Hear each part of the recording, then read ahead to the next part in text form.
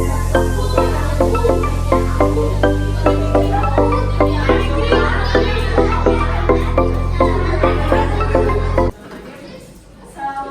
warahmatullahi wabarakatuh.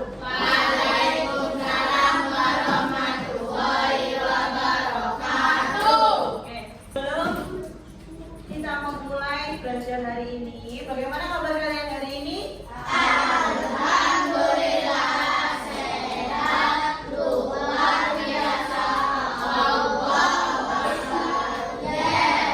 Benar, ini semua sehat, nggak ada yang sakit. Sebelum kita mulai belajar hari ini, kita baca dulu surat Al-Fatihah aja. Silakan dipimpin ketuanya.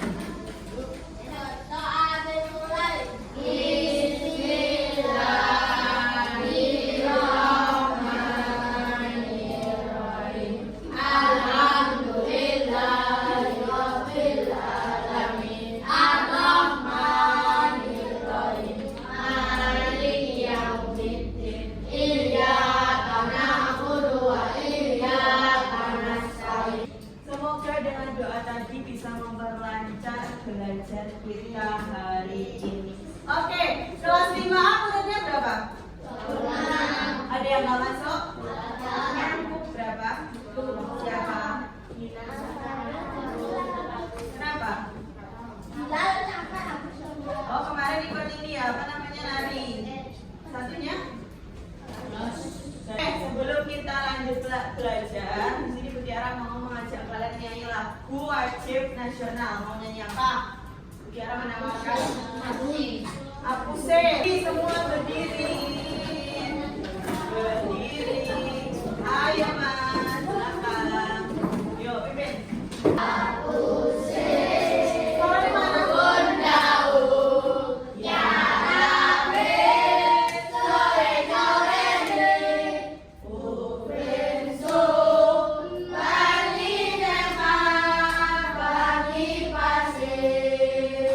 Kita belajar tentang unsur intrinsik cerita. Siapa yang sudah tahu unsur intrinsik itu apa aja? Oh, apa?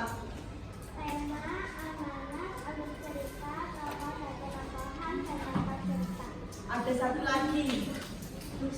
Yes, betul. Kita hari ini belajar unsur intrinsik cerita yang jumlahnya ada 6. Sini tujuan pembelajaran yang pertama, melalui PowerPoint ini, peserta ini dapat menjelaskan pengertian dari macam-macam unsur intrinsiknya apa aja. Yang kedua, melalui kegiatan FKBD, peserta ini dapat menganalisis unsur-unsur intrinsik. Yang ketiga, nanti kita juga bermain word-word. Peserta ini dapat membenarkan unsur-unsur intrinsik teks cerita rakyat. Nah, hari ini kita fokusnya ke cerita rakyat. Bu Tiara mau mengajak kalian ceritanya tentang Malang. Sebelum lanjut, kalian simak video ini. Telaga Sarangan adalah sebuah danau vulkanik yang terletak di lereng Gunung Lawu, Magetan, Jawa Timur. Telaga ini menjadi salah satu tujuan wisata yang cukup terkenal di wilayah Magetan dan sekitarnya. Pada zaman dahulu kala, hiduplah sepasang suami istri yang bernama Ki Jalilu dan Nyi Jalilu. Nanti Bu Tiara tanya. Mereka hidup sederhana dan bahagia di sebuah pondok kecil pada sebuah tepian hutan di lereng Gunung Lawu yang sejuk. Dari video tadi, kira-kira unsur intrinsik yang kalian tahu apa? Oke, apa? Amanat? Oke, suaranya kenceng, gak apa-apa.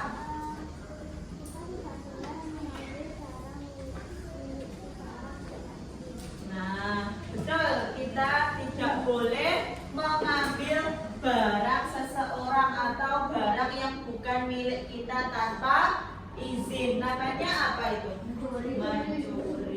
Lagi selain amanat? Apa? Apa latar apa? Gimana? Nah, betul. Karena Sarangan itu tepatnya di kaki Gunung Lawu. Siapa yang pernah ke Sarangan? Jangan katakan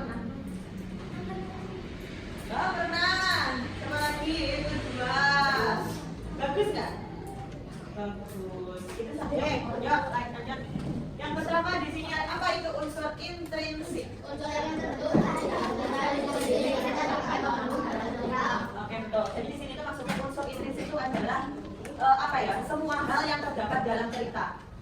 Nah, bagaimana cerita itu terbentuk? Salah satunya harus ada unsur intrinsiknya ya tadi, tokohnya siapa, tempatnya di mana, terus apa tadi, penggambaran sudut pandangnya bagaimana. Nah, semua itu harus dalam cerita itu mengandung unsur intrinsik. Nah, sama yang benar apa yang dikatakan temanku tadi. Di sini kita akan membahas 6 unsur intrinsik, mulai dari tema, alur, penokohan, latar, sudut pandang, dan terakhir juga pemahaman. Oke, mari kita bedah satu-satu. Yang pertama di sini ada tema, dibaca absen 20 ya? Oh 22. Oh berdiri nggak apa baca toh, ayo biar nggak di situ. Ya tadi baca tema melatar berdiri apa?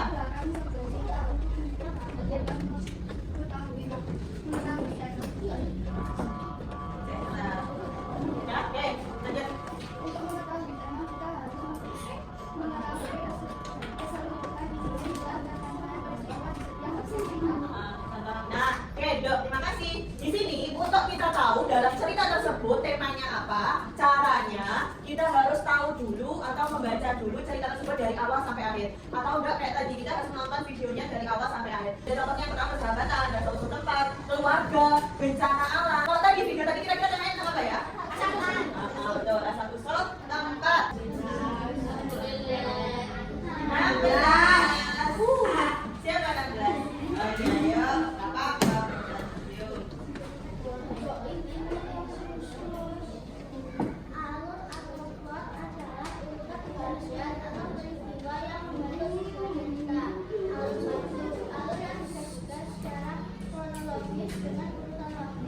Nah, baik. Alur kan urutan kejadiannya ya. Di sini misalnya dia cerita dari pagi hari aku pergi ke sini. Lalu sampai nanti malam hari. Nah, itu berarti alurnya maju. Tapi kalau alur mundur, misalnya gini, di malam hari kepalaku pusing. Nah, setelah aku telusuri, ternyata di pagi hari tadi aku tidak sarapan. Di pagi hari tadi aku banyak mengerjakan tugas sekolah. Akhirnya yang menyebabkan sekarang ada pusing. Jadi gini alurnya itu dia kalau maju lurus terus tanpa dia menggunakan kata kemarin, besok. Tapi kalau mundur, itu tadi dari peristiwa kejadiannya, dia kilas balik ke peristiwa sebelumnya ngapain aja. Kalau campuran, nah dia gabungan. Maksudnya gimana? Hari ini kita merayakan HUT Republik Indonesia yang ke-80. Nah, saat ini peserta didik memperingati hari tersebut dengan tanpa upacara hari Senin. Namun, pada saat tahun 1945, orang-orang kita di Indonesia masih berjuang untuk merebut kemerdekaan. Nah, itu kan balik lagi ke masa lalu. Tapi dia balik lagi. Nah, kita di masa sekarang harus menghargai perjuangan pahlawan di masa lalu. Nah, itu termasuk campuran. Dia balik ke sekarang, balik ke masa lalu, balik lagi ke sekarang. Tadi ya? Baik, baca tok. Jadi enggak kelihatan. Tok, penambahan. Yang pertama kita tok dulu ya, dibaca. Nah, oke. Di sini adalah tokoh. Jadi dalam cerita tuh pasti ada tokohnya. Siapa yang melakukan dalam cerita tersebut. Di sini dibagi menjadi 2. Yang pertama tokoh utama dan tokoh tambahan. Cara penggarang menggambarkan watak. Kita di wataknya gimana sih si A dalam cerita, B gimana sih wataknya. Nah, ada 2. Yang pertama ada protagonis yang membawa perwatakan positif. Berarti positif itu yang contohnya apa? Contohnya hal-hal yang dia di dalam cerita diceritakan dia baik. Nah, betul, baik. Antagonis perwatakan negatif, contohnya ngomong kotor, kasar, membuli, suka membuli. Nah, kamu tahu cerita bawang merah bawang putih? Yang bawang putih apa? Ini loh, yang bawang putih yang apa? Protagonis atau antagonis yang bawang putih? Antagonis. Berarti yang antagonis bawang. Di sini tadi ada tambahan lagi, Tritagonis, tokoh pembantu atau penengah. Selanjutnya adalah sudut pandang. 9. Ayo, baca.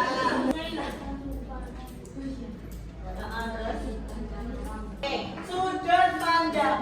Point of view bahasa Inggrisnya. Di sini point of view itu maksudnya di sini tuh cerita dia yang tadi ya. Dia pengarang itu mau bercerita tentang siapa? Apakah dia bercerita tentang dirinya sendiri, bercerita tentang temannya, atau mungkin menceritakan suatu hal. Jadi dia kalau suatu hal dia tidak melakukan. Di sini kalau orang pertama berarti dia yang melakukan. Kayak tadi, aku pergi ke Sarangan di hari Minggu. Berarti itu sudut pandang orang pertama. Kalau kedua, dia menceritakan kamu. Dia suka berbelanja di Matros. Karena rumah dia dekat di daerah Matros. Misal. Yang ketiga, sudut pandang orang ketiga, di mana dia tidak menceritakan temannya, bukan dia juga, tapi dia menceritakan orang jauh, orang tidak dikenal, atau nama tokoh kayak tadi di asal-usul Sarangan. Itu sudut pandang orang ketiga. Karena dia hanya ingin menceritakan suatu hal, karena dia menggunakan nama tokoh. Siapa tadi tokohnya di Sarangan?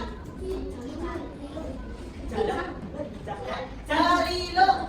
Nah, dia kan tadi di point of view-nya bilang gini, di Jalilo menemukan. Nah, kalau sudah nama orang seperti itu, dia sudah masuk sudut pandang orang ketiga. Paham? Next, kita ke amanat.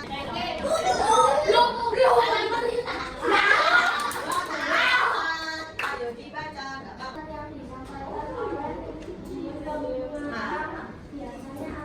Ini maksudnya, jadi di dalam sebuah cerita pasti ada pesan moral atau nasihat yang ingin disampaikan seorang pengarang tersebut kepada pembaca. Nah, itu tidak secara tersirat. Maksudnya gimana secara tersirat itu? Jadi tidak mungkin pengarang itu di belakang bilang gini, jadi kamu jangan mencuri. Nah, itu tidak mungkin. Tapi pesan jangan mencuri itu muncul ketika kamu membaca. Oh, Kotak Malang memiliki nama lengkap Malang Puji Suara, yang berarti Tuhan akan membantu kita melakukan yang batil dan hal yang benar. mulai kasih nomor berapa?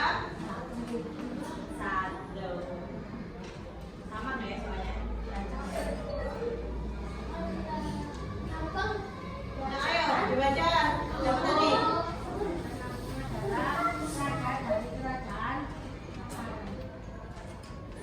Oke, betul. Next.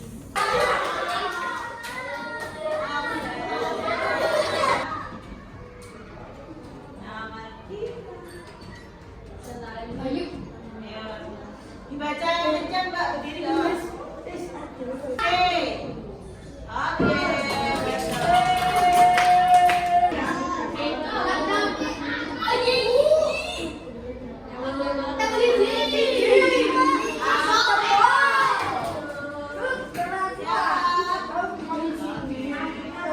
Keberanian seorang ayah. Apa itu kira-kira? Temakah? Amanat? Latar suasana? Sudut pandang? Atau apa? Nanti kalau salah, hatinya hancur satu.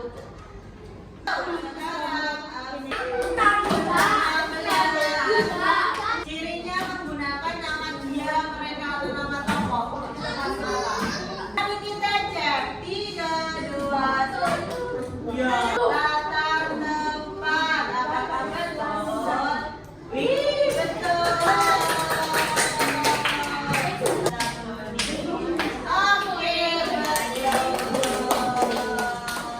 selanjutnya untuk kalian agar lebih memahami lagi, Tiara mau berikan tugas untuk mengerjakan LKPD. Berhitung 1 sampai 6. Saja ya. Ya udah sana. Yo, udah tahu.